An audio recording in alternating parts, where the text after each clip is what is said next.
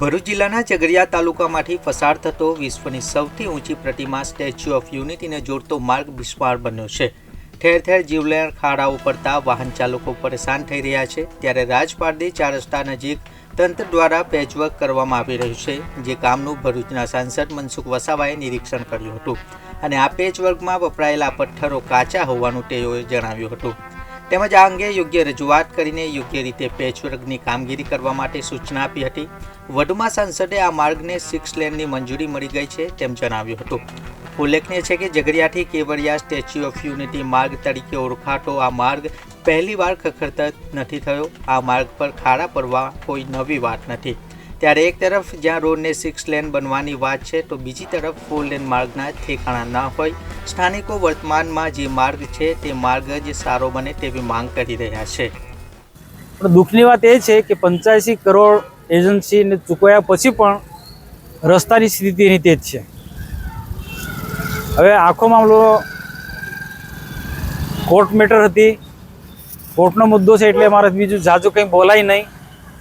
પરંતુ પ્રજાના હિતના માટે સરકારમાં અમે મુખ્યમંત્રી સુધી આની રજૂઆત કરી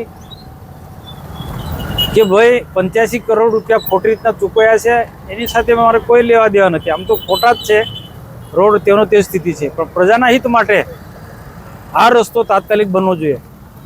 તો મુખ્યમંત્રીને રજૂઆત કર્યા પછી આ રસ્તો મંજૂર થયો છે અને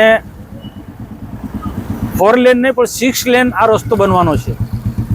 આ રસ્તો 6 લેન બનવાનો છે અને જ્યારે 6 લેન બનવાનો હોય તો સ્વાભાવિક છે કે ઘણા બધા ચોકડી પરથી માંડીને ઘણા બધા ખેડૂતોની જમીન પણ એમાં સંપાદનમાં આવશે। તો આ 6 લેન બન્યા પછી આ લોકોને જે પ્રકારની તકલીફ પડે છે એ બધી જ પ્રકારની તકલીફ દૂર થઈ જશે।